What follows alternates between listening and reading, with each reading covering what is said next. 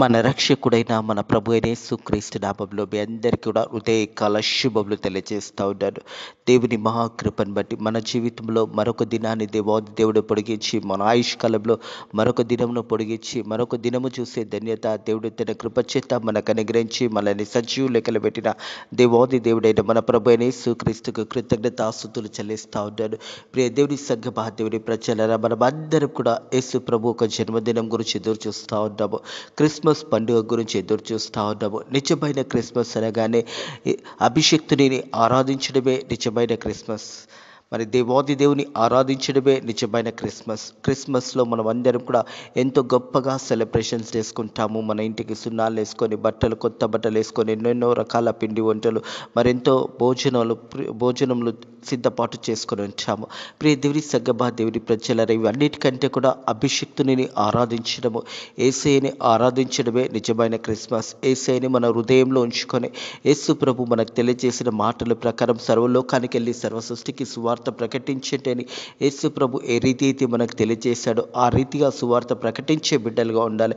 అలాగే బీద వాళ్ళకు సహాయం చేసే బిడ్డలుగా ఉండాలి. సంఘంలో చిన్న చిన్న సంఘాలు ఉంటే ఆ సంఘాలను బలపరిచే బిడ్డలుగా ఉండాలి. ఈ క్రిస్మస్లో అనేక మంది ముఖాలలో సంతోషము చూడాలంటే మనము దగ్గర ఉన్న డబ్బుని మనం ఇతరులకు సహాయం చేసే బిడ్డలుగా ఉండాలి.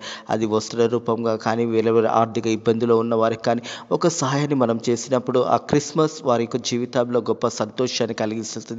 ఆ రీతిగా దేవుడు మనల్ని ఆశీర్వదిస్తాడు. మనం ఆ రీతిగా చేసినప్పుడు దేవుడు పరలోకం నుంచి మనల్ని ఆశీర్వదిస్తాడు అనే సత్యాన్ని కూడా జ్ఞాపకం చేసుకోవాలని ప్రభు పేరట తెలియజేస్తాను. ప్రియ దేవుని సంఘమా, దేవుని ప్రజలనే క్రిస్మస్ దినాలలో మనం ఉంటున్నాము. కొన్ని దినాలైతే క్రిస్మస్లో మనం ప్రవేశించబోతుండగా నిజమైన క్రిస్మస్ యేసయ్య జన్మదినాన్ని జ్ఞాపకం చేసుకుంటూ అనేకులకు యేసయ్య సువార్త ప్రకటించే బిడ్డలుగా ఉన్న ఎంతోమంది బీద వాళ్ళు క్రిస్మస్ పండుగ జరుపుకోలేకున్న వారికి మన వంతు సహాయం చేసి వారి జీవితంలో కూడా ఆ వెలుగుని నింపినట్టయితే అది కూడా నిజమైన క్రిస్మస్ అనే సత్యాన్ని జ్ఞాపకం చేసుకోవాలని ప్రభు పేరట తెలియజేస్తాను. హృదయకాలం దేవుని యొక్క వాక్యము ధ్యానించుకుందాము. యెషయా గ్రంథము 9వ అధ్యాయము 1-2 వచనములు చూసినట్టయితే ఈ హృదయకాలము దేవాది దేవుడు మనందరితో ఈ వాక్యము ద్వారా మనతో మాట్లాడుతున్నాడు అనే సత్యాన్ని జ్ఞాపకం చేసుకోవాలి. ఆయన వేదన పొందిన దేశం మీద మబ్బులు నిలవలేదు. పూర్వకాలము ఆయన జెబులోను దేశంలోను నఫ్తాలి దేశంను అవమానపరచెను.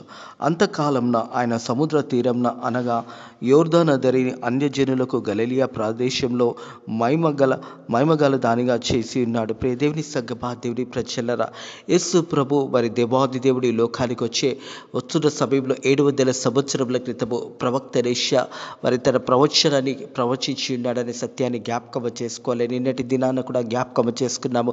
మరి యెషయా గ్రంథము 7వ అధ్యాయం 14వ అధ్యాయము, అలాగే ఆ ప్రవచనము మత్తయి సువార్త 1వ అధ్యాయం 23వ వచనంలో జరిగించబడినది అనే సత్యాన్ని జ్ఞాపకం చేయబడుతుంది.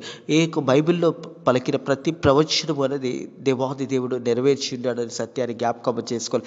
తన ప్రవక్తల ద్వారా పలికిన మాటలన్నీ కూడా దేవుడు నెరవేర్చి ఉన్నాడనే సత్యాన్ని జ్ఞాపకం చేసుకోవాలి. మనం చూస్తాము 7వ అధ్యాయం 14వ వచనం ప్రకారం చూసినట్టయితే కన్య గర్భవతి కుమారుని కనను, ఆయనకి ఇమ్మానుయేలు అని పేరు పెట్టెదరు అన్నారు.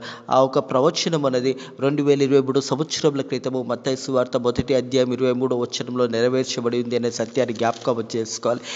ఈ కలమి మాటలు ఇంటుగా ప్రియ దేవుని సంఘమా, దేవుని ప్రజల ప్రవక్త అయిన యెషయా మరొకసారి తెలియజేస్తా ఉన్నాడు. యేసు ప్రభు ఒక జన్మదినం మరి జ్ఞాపకం చేసుకుంటూ మరి 700 సంవత్సరముల క్రితం రాసిన ప్రవచనాన్ని జ్ఞాపకం చేస్తూ మరి చీకటిలో ఉన్న వారికి వెలుగు దేవాది దేవుడు అనుగ్రహించున్నాడనే సత్యాన్ని జ్ఞాపకం చేస్తాడు. యెషయా గ్రంథము 9వ అధ్యాయం 2వ వచనం, చీకటిలో నడుచుచున్న జనులకు గొప్ప వెలుగు చూచుచున్నారు, మరణ ఛాయల దేశంల మీద వెలుగు ప్రకాశించెను. హల్లెలూయా, దేవునికే మహిమ కలుగును గాక. ప్రియ దేవుని సంఘమా, దేవుని ప్రజల చీకటిలో నడుచుచున్న జనులకు గొప్ప వెలుగు చూచుచున్నారు. మరి చీకటిలో ఉన్న ప్రపంచంలో మరి ప్రపంచమంతా కూడా చీకటితో కప్పుకున్న సమయంలో దేవాది దేవుని యొక్క జననం ద్వారా ప్రపంచానికి ఒక వెలుగును దేవుడు అనుగ్రహించాడు. దేవుని సంఘమా, దేవుని ప్రజల చీకటిలో నడుచుచున్న జనులు గొప్ప వెలుగును చూచున్నారు. మరణ ఛాయల దేశం మీద ఆయన వెలుగు ప్రకాశించును. మరి వెలుగు అనేది ప్రకాశించబడినది. దేవుని సంఘమా, దేవుని ప్రజల యేసు ప్రభు జననం ద్వారా ప్రతి మానవుడు వెలిగించబడ్డాడు. ఆయన ప్రతి మానవుని వెలిగించడానికి ఈ లోకానికి వచ్చాడు. నశించిపోతున్న దాన్ని వెతికి రక్షించడానికి యేసు ప్రభు ఈ లోకానికి వచ్చాడనే మాట జ్ఞాపకం చేసుకోవాలని ప్రభు పేరట తెలియజేస్తా ఉన్నాడు. ప్రియ దేవుని సంగమా, దేవుని ప్రజల చీకటి నోడు నడుచుచున్న జనులు గొప్ప వెలుగు చూచుచున్నారు. మరణ ఛాయగల దేశంలో మీద వెలుగు ప్రకాశించను. నువ్వు జనంను విస్తరింపచేసి ఉన్నావు, వారి సంతోషం ని వృద్ధిపరిచి ఉన్నావు. దేవాది దేవుడు ప్రపంచానికి గొప్ప సంతోషాన్ని కలిగించాడు. ప్రియ దేవుని సంగమా, దేవుని జనంను విస్తరింపచేసిన ప్రపంచంలో జనము ఈరోజు ఇంత జనంగా ఉన్నదంటే దేవుని కృప వల్లనే ఉన్నది. దేవాది దేవుడు మానవుని దీవించి ఆశీర్వదించి తన చేతులతో మానవుని నిర్మించి ఉన్నాడనే సత్యాన్ని జ్ఞాపకం చేసుకోవాలని వాని యొక్క జీవనంద్రంలోని ఊపిరి అని ఊదినప్పుడు మనిషి ఆత్మగా మనిషిగా నిర్మించబడ్డాడనే సత్యాన్ని జ్ఞాపకం చేసుకోవాలని ప్రభు పేరట తెలియజేస్తావు. దేవుని వాక్యం తెలియజేస్తుంది. నువ్వు జనమును విస్తరింప చేసినావు, వారి సంతోషంని వృద్ధి చేసినావు. కోతకాలంలో మనుషులు సంతోషించినట్టు దోపుడు సొమ్ము పంచుకునే వారుగా సంతోషించినట్టు వారిని సన్నిధిలో సంతోషించుతున్నారు. దేవుని సన్నిధిలో సంతోషించడము నిజమైన క్రిస్మస్. మనము దేవుని సన్నిధిలో మన హృదయాలలో యేసు ప్రభు ఉన్నప్పుడే నిజమైన క్రిస్మస్ సెలబ్రేషన్ చేయగలుగుతాము. ప్రియ దేవుని సంగమా, దేవుని ప్రజల గడిచిన క్రిస్మస్లో ఎన్నో క్రిస్మస్లు కేవలం పండుగగానే వెళ్ళిపోయి ఉండొచ్చు. ఈ క్రిస్మస్ నీ జీవితంలో ఒక గొప్ప క్రిస్మస్ కావాలి. నీ కుటుంబంలో ఒక గొప్ప క్రిస్మస్ కావాలి. యేసయ్యకు నువ్వు హృదయంలో చోటిచ్చినప్పుడే నిజమైన క్రిస్మస్. నీ యొక్క కుటుంబంలో యేసయ్యకు చోటిచ్చినప్పుడే నిజమైన క్రిస్మస్. ఆ క్రిస్మస్లో నీకు ఎంతో సంతోషం కలుగుతుంది. దేవుని వాక్యం అంటుంది, వారు నీ సన్నిధిలో సంతోషించుతారు. దేవుని సన్నిధిలో సంతోషం ఉంటుంది. దేవుని సన్నిధిలో నిత్యము ఆనందం ఉంటుంది. దేవుని సన్నిధిలో మనము ప్రవేశించినప్పుడు మన ఆత్మీయ జీవితంలో మన హృదయంలో ఒక గొప్ప సంతోషం కలుగుతుంది. మన దగ్గర ఏమీ లేకున్నా కానీ హృదయంలో సంతోషం కలుగుతుంది. ప్రియ దేవుని సంగమా, దేవుని ప్రజలరా, దేవుని ప్రజలమై ఉన్న మనము ఇతరులను సంతోషపరిచినప్పుడు మన హృదయంలో ఎంతో సంతోషం కలుగుతుంది. యేసయ్య మన హృదయంలో ఉన్నప్పుడు ఈ క్రిస్మస్లో ఎంతో గొప్ప సంతోషం కలుగుతుంది. నీ జీవితంలో ఎప్పుడు చూడని సంతోషాన్ని నువ్వు చూడగలుగుతావు. దేవుని సన్నిధిలో నిలిచేవారు నిత్యము సంతోషించుదురు గాక. అట్టి సంతోషం దేవుడు అనుగ్రహించును గాక. అట్టి సంతోషంలో మీరందరూ కూడా పాలు పొందురు గాక. ఎందుకంటే మనం సంతోషం అనేది మన హృదయంలో నుంచి రావాలి. పై మటుకు ఏదో అందరి ముందు కొత్త వస్త్రాలు ధరించుకొని ఏదో మనల్ని మనం చూపించుకునడం కాదు, కానీ మన హృదయంలో యేసయ్య ఉన్నప్పుడే ఆ సంతోషము మనకు కలిగి ఉంటుందనే సత్యాన్ని జ్ఞాపకం చేసుకోవాలని ప్రభు పేరట తెలియజేస్తా ఉన్నాను. ప్రియ దేవుని సంగమా, దేవుని ప్రజలరా, దేవుని యొక్క సంతోషము నీ హృదయంలో ఉండాలి. యేసయ్యకు నువ్వు చోటిచ్చినప్పుడే ఆ సంతోషాన్ని నువ్వు పొందగలుగుంటాం. దేవుని వాక్యం అంటావుది, నువ్వు జనములను విస్తరింపచేసినావు, వారి సంతోషం నువ్వు వృద్ధిపరిచినావు. కోతకాలంలో మనుష్యులు సంతోషించినట్టు, దోపుడి సొమ్మును పంచుకునేవారు సంతోషించినట్టు వారు నీ సన్నిధిలో సంతోషించుతారు. దేవుని సన్నిధిలో సంతోషం ఉన్నది, సమాధానం ఉన్నది, నెమ్మది ఉన్నదే. అలాగే చూసినట్టయితే ప్రియ దేవుని సంగమా, దేవుని ప్రజలరా, యెషయా గ్రంథం ఇదే 9వ అధ్యాయం 6వ వచనంలో తెలియజేసిన మాట చూసినట్టయితే, ఏలైనగా మనకు శిశువు పుట్టెను. హల్లెలూయా, దేవునికే మహిమ కలిగిన గాక. ఏలైనగా మనకు శిశువు పుట్టెను, మనకు కుమారుడు అనుగ్రహించబడెను. హల్లెలూయా. ఈ యొక్క ప్రవచనము మనము జాగ్రత్తగా చదువుతున్నట్టయితే ఈ యొక్క ప్రవచనంలో 700 సంవత్సరముల క్రితము ప్రవక్త యెషయా మరి యొక్క ప్రవచనాన్ని ప్రవచించి ఉన్నాడు. దేవుని సంగమా, దేవుని ప్రజలు ఇక్కడ చూసినట్టయితే ఈ మాటను జాగ్రత్తగా పరీక్షించినట్టయితే, ఏలైనగా మనకు శిశువు పుట్టెనను ఆనాడే యెషయా ప్రవక్త తన గ్రంథంలో రాసి వచ్చినాడు. దేవుని సంగమా, దేవుని ప్రజలరా, ఆ మనకు కుమారుడు అనుగ్రహించబడెను, మనకు కుమారుడు అనుగ్రహించబడను అనే మాట ఇక్కడ రాయబడినది. అంటే మనకు ఏలైనగా మనకు శిశువు పుట్టెను, మనకు కుమారుడు అనుగ్రహించబడ్డడు, ఆయన భుజాల మీద రాజ్యభారముండెను. హల్లెలూయా.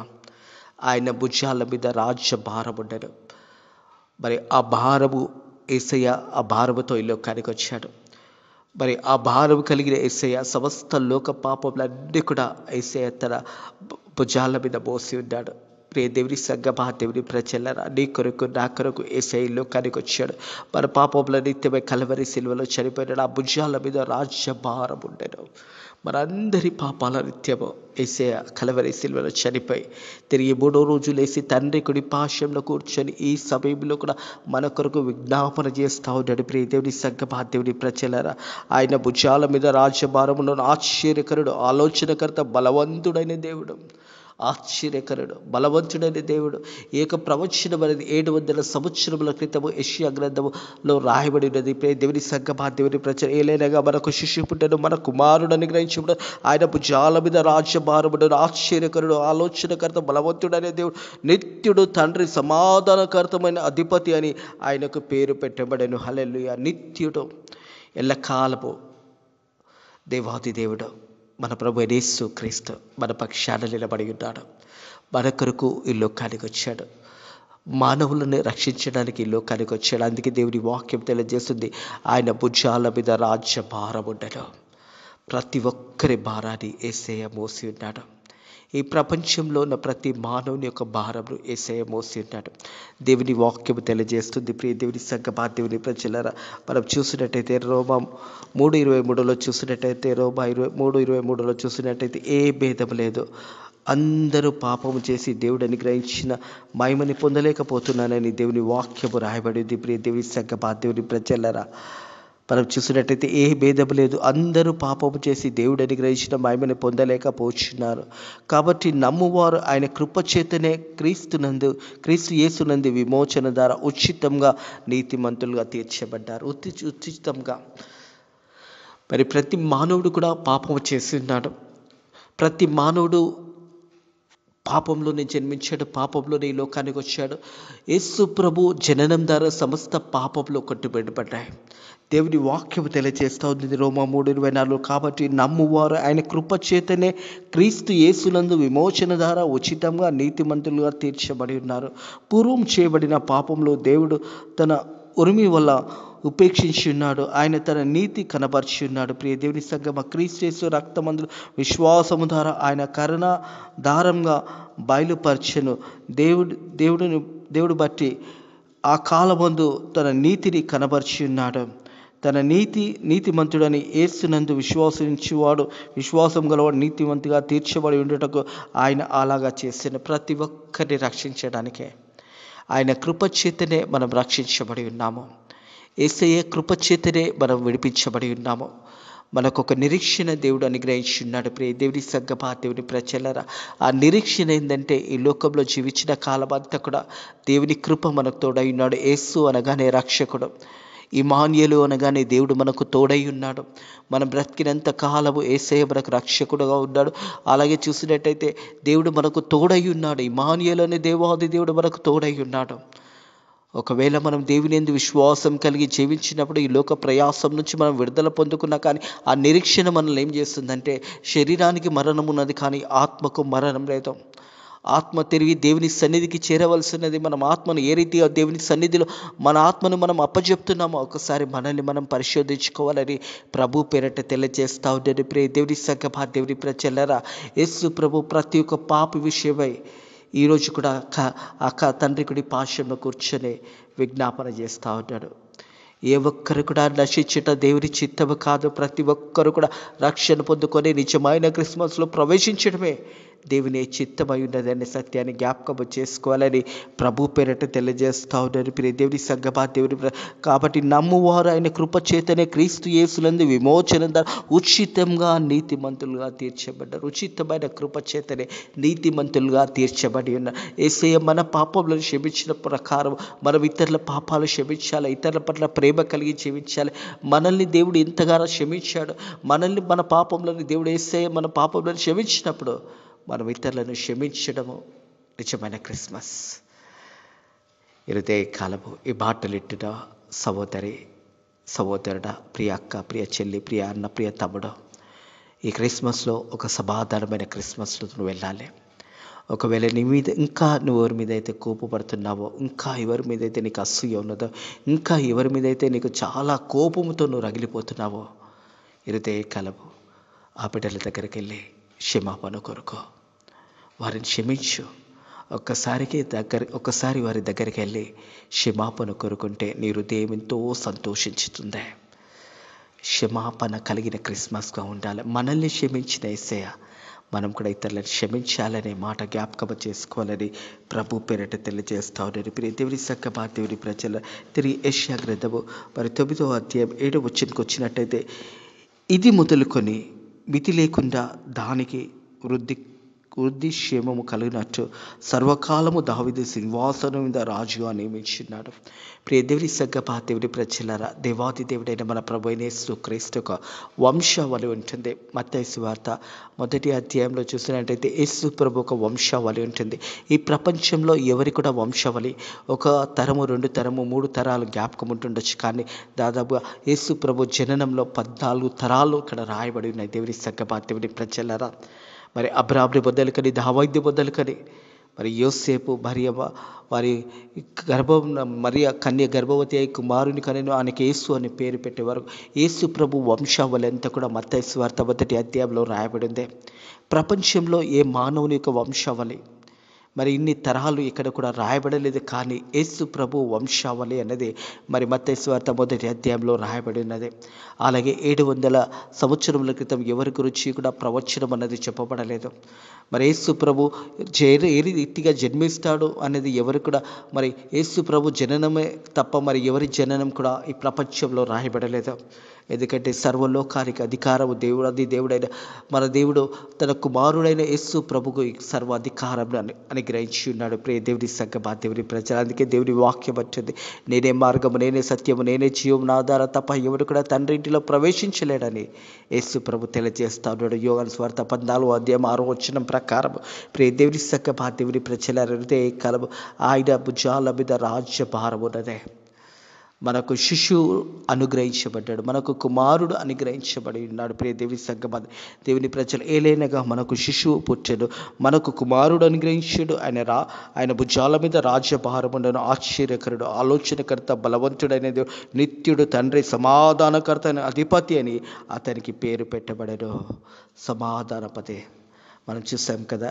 యెషయా గ్రంథం 9వ అధ్యాయం 2వ వచనంలో ఏముంటుంది? చీకటిలో నడుచుచున్న జనులకు గొప్ప వెలుగు చూచుచున్నారు, మరణ ఛాయలు గల దేశంల మీద వెలుగు ప్రకాశించను. ప్రతి మానవుడు నశించుతున్న సమయంలో యేసు ప్రభు ఈ లోకానికి వచ్చాడు, మానవుని వైపు చూశాడు, మానవునిగా ఈ లోకానికి వచ్చాడు, శరీర రీతిగా ఈ లోకానికి యేసు ప్రభు ఈ లోకానికి వచ్చాడు. ప్రియ దేవుని సంగమా, దేవుని ప్రజలు, మనం చూసినట్టయితే యోహాను సువార్త 1వ అధ్యాయంలో చూసినట్టయితే యోహాను సువార్త 1వ అధ్యాయం 14వ వచనం చూసినట్టయితే శరీర రీతిగా యేసు ప్రభు ఈ లోకానికి వచ్చాడనే మాట జ్ఞాపకం చేస్తూ ఉన్నాడు. ఆ వాక్యము శరీర రీతిగా కృపాసత్య సంపూర్ణంగా మన మధ్య నివసించుటకు తండ్రి వల్ల కలిగిన అద్వితీయ కుమారుని మహిమ వల్ల మనము ఆయన మహిమను కనుగొంటిమి. హల్లెలూయా. మనము ఆయన మహిమను కనుగొంటిమి. ప్రియ దేవుని సంగమా, దేవుని ప్రజలరా, ఈ వాక్యము శరీర రీతిగా యేసు ప్రభు ఈ లోకానికి ఒక మానవుడిగా ఈ లోకానికి వచ్చాడు. ఎలా జీవించాలో మనకు నేర్పించాడు, ఎలా సువార్త ప్రకటించాలో మనకు నేర్పించాడు. మనకు ముందుగానే మార్గాన్ని చూపించి యేసయ్య ఈ లోకం నుంచి నిత్య పరలోక రాజ్యానికి వెళ్ళి ఉన్నాడు. ప్రియ దేవుని సంగమా, దేవుని ప్రజలరా, హృదయ కలబి మాటలు ఇంటిన ప్రియ సహోదరుడా, ప్రియ సహోదరి, మరి దావీదు సింహాసనం మీద యేసు ప్రభు కూర్చొని ఉన్నాడు అనే మాట రాయబడి, ఇది మొదలుకొని మితి లేకుండా దానికి వృద్ధి క్షేమము కలుగునట్టు సర్వకాలము దావీదు సింహాసనం మీద రాజ్యంను నియమించును. న్యాయముల వల్ల నీతి వలన రాజ్యము స్థిరపరచుటకు అతడు సింహాసనం ఆసనే రాజ్య పరిపాలన చేయను. సైన్యములకు అధిపతి అయిన ఆసక్తి కలిగి దానిని నెరవేర్చును. హల్లెలూయా. సైన్యములకు అధిపతి అయిన దేవాది దేవుడు కుమారుడైన ప్రభు అయిన యేసుక్రీస్తు సర్వ అధికారములు అనుగ్రహించున్నాడు. హృదయ కలపు మనం క్రిస్మస్ కొరకు ఎదురు చూస్తుండగా మనమందరం కూడా నిజమైన క్రిస్మస్లో ప్రవేశించాలని ఒక సేవకునిగా ప్రభు పేరట తెలియజేస్తూ ఉంటారు. ఆ సంతోషము ప్రపంచంలో ఏది పొందుకున్నా ఆ సంతోషము కలగదు. కానీ యేసయ్యని నీ హృదయంలో నువ్వు యేసయ్యకు చోటిచ్చినప్పుడు నిజమైన క్రిస్మస్ ఆ సంతోషాన్ని నువ్వు పొందుకోగలుగుతావు. మా ఆత్మీయ జీవితంలో కూడా మరి రక్షణ పొందుకున్నప్పుడు ఎన్నో క్రిస్మస్లో చూశాను. మరి ఎంతసేపు ఆ క్రిస్మస్లో అంతా కూడా మరి ఇంటికి సున్నాలేయడు, బట్టలు కొత్త బట్టలు కొనుక్కోవడము, భోజనంలో సిద్ధపాటు చేయడము, వంటలు సిద్ధపాటు చేయడము, అలాంటి క్రిస్మస్లో నేను చూశాను. కానీ రక్షణ పొందుకున్న తర్వాత యేసయ్య నీ హృదయంలో ఉన్నప్పుడు ఎంత సంతోషాన్ని పొందుకున్నానో హృదయ కలవు మీరు కూడా అట్టి సంతోషాన్ని పొందుకోవాలని ప్రభు పేరట తెలియజేస్తూ ఉంటాడు. యేసు ప్రభు జననం విషయంలో మనము కొత్త బట్టలు వేసుకోవడంలో తప్పులేదు, మనము ఇంటికి సున్నాలు వేసుకోవడంలో తప్పులేదు, పిండి వంటలు సిద్ధపాటు చేసుకోవడంలో తప్పులేదు, మరి క్రిస్మస్ దినాన మంచి మంచి భోజన పదార్థాలు సిద్ధపాటు చేసుకోవడం తప్పులేదు. కానీ ఇవన్నిటికంటే నీ హృదయంలో యేసేకు చోటిచ్చినప్పుడే యేసయ్య నీ గురించి సంతోషిస్తాడు. నువ్వు రక్షణ పొందుకున్నప్పుడే యేసయ్య సంతోషిస్తాడు. ఒక పాపి రక్షణ పొందుకున్నప్పుడు పరలోకమందు వేవేల దూతలు సంతోషం కలుగుతుంది. అలాగే నీవు రక్షణ పొందుకున్నప్పుడు యేసయ్య పరలోకమందు నిన్ను చూసినప్పుడు గొప్ప సంతోషము పరలోకమందు కలుగుతుంది. నీ జీవితంలో సంతోషం కలుగుతుంది, పరలోకమందు వేవేల దూతలు సంతోషం కలుగుతుంది. ఒక పాపి రక్షణ పొందుకున్నప్పుడు పరలోకమందు గొప్ప సంతోషం కలుగుతుంది. హృదయ కాలము ప్రియ సహోదరుడా, ప్రియ సహోదరి, వాక్యం నన్ను ఒకవేళ దేవుని సన్నిధి నుంచి దూరంగా ఉన్నట్టయితే హృదయ కాలం యేసయ్య దగ్గరికి రా. అడుగు, యేసయ్యా నా పాపంలో క్షమించయ్యా అని మోకాలుండి దేవుని సన్నిధిలో ప్రార్థన చేయి. యేసయ్యా ఇక మీద నేను పాపము చేయను, ఇక మీదట నీ బిడ్డగా జీవిస్తాను, నేను కూడా నిజమైన క్రిస్మస్లో ప్రవేశించాలనుకుంటున్నాను, నా హృదయంలో నువ్వు రావయ్యా యేసయ్యా అని ప్రార్థన చేసినప్పుడు యేసయ్య నీ హృదయంలో వస్తాడు. ఒక గొప్ప సంతోషం కలుగుతుంది. అందుకే దేవుని వాక్యం అంటుంది, చీకటిలో నడుచుచున్న జనులు గొప్ప వెలుగు చూచుచున్నారు, మరణ ఛాయగల దేశంలో మీద వెలుగు ప్రకాశించినదే. ఆ వెలుగు మన ప్రభు యేసు క్రీస్తే. ప్రియ దేవుని సంగమా, దేవుని ప్రజలారా, ఇదే కాలము నిజ క్రిస్మస్లో మీరందరూ కూడా ప్రవేశించాలన్నదే దేవుని చిత్తమై ఉన్నదే. సేవకునిగా మీరందరూ కూడా నిజమైన సంతోషంలో చీకటిలో నడుచుచున్న జనులు గొప్ప వెలుగు చూచున్నారు. ఆ వెలుగు మన మీద కూడా ప్రకాశింపగాక, ఆ వెలుగును మనం కూడా చూచదాం కాక, ఆ వెలుగులో మనం కూడా నడిచేదాం కాక, ఆ నిత్య వెలుగులో ఇప్పుడు ఎల్లప్పుడూ సదాకాలము మనము మన కుటుంబంలో నిలిచిండి ముందుకు నడిచిన గాక. ఆమేన్. ప్రార్థన చేసుకుందాము. పరిశుద్ధుడా దేవానికి వందనములు, స్తోత్రములు నాయనా ప్రభా. హృదయ కలవని ఈ వాక్యము ద్వారా మాతో మాట్లాడి మనల్ని బలపరిచిన దేవానికి వందనములు.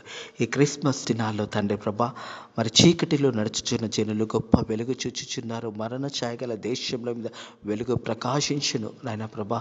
నీ వాక్యము ద్వారా మాతో మాట్లాడిన దేవానికి వందనములు, స్తోత్రములు నాయనా ప్రభా. ఏలినగా మనకు ఒక శిశువు పుట్టెను, మనకు కుమారుడు అనుగ్రహించబడ్డాడు, ఆయన భుజాల మీద రాజ్య భారము. ఆశ్చర్యకడు, ఆలోచనకర్త, బలవంతుడైన దేవుడు, నిత్యుడైన తండ్రి, సమాధానకర్త, అధిపతి, అతనికి పేరు పెట్టబడనని నీ వాక్యము ద్వారా మాతో మాట్లాడి మళ్ళీ బలపరిచిన దేవానికి వందనములు, స్తోత్రములనైనా. వాక్య బిడ్డలు కూడా నిజమైన క్రిస్మస్లో ప్రవేశించడానికి నీ కృప ద్వారా సాయం చేయండి నైనా. మరి పరకాల ప్రార్థన మందిరంలో ఈ మధ్యాహ్న కాలం జరుగుతున్న ప్రార్థనను కూడా దీవించండి, ఆశీర్వదించండి. రేపటి ఉదయ కాలమునైనా ప్రభా, మరి పరిశుద్ధ ఆదివారం అదే రీతిగా నైనా ప్రభా, మరి క్రిస్మస్ ఆరాధన జరుగుతుండగా the well of life vision ministries వారు నిర్మించి నైనా ప్రభా క్రిస్మస్ ఆరాధనను కూడా మీరు దీవించి ఆశీర్వదించండి. కావాల్సిన ప్రతి సహాయాన్ని కూడా నీ కృప చేత మాకు అనుగ్రహించి నైనా ఈ కార్యక్రమం అంతా కూడా మీరు దీవించి ఆశీర్వదించమని, రానైన బిడ్డలు కూడా హైదరాబాద్ ప్రాంతం నుంచి రానైన బిడ్డలు అందరినీ కూడా క్షేమంగా మా మధ్యలో నడిపించండి నైనా ప్రభా. వారి నైనా ప్రభా వచ్చిన ప్రతి బిడ్డ కూడా దీవించబడంగా ఆశీర్వదించబడంగా నీ కృప ద్వారా ఆశీర్వదించమని అడుగుతూ నైనా ఈరోజు అంతట్లో కూడా మా యొక్క మంచి వాతావరణాన్ని నీ కృప చేత మాకు అనుగ్రహించి మనల్ని బలపరిచి దీవించి ఆశీర్వదించమని నజరుడైన యేసుక్రీస్తు నామములో ఈ ప్రార్థన అడిగి వేడుకుంటున్నాము తండ్రి. ఆమేన్. మన తండ్రి యొక్కయో, కుమారుని యొక్కయో, పరిశుద్ధాత్మ యొక్కయో త్రియేక దీవెనలు ఇప్పుడు ఎల్లప్పుడూ సదాకాలము మీకు మీ కుటుంబంలో తోడై నీడై ఉండును గాక. ఆమేన్.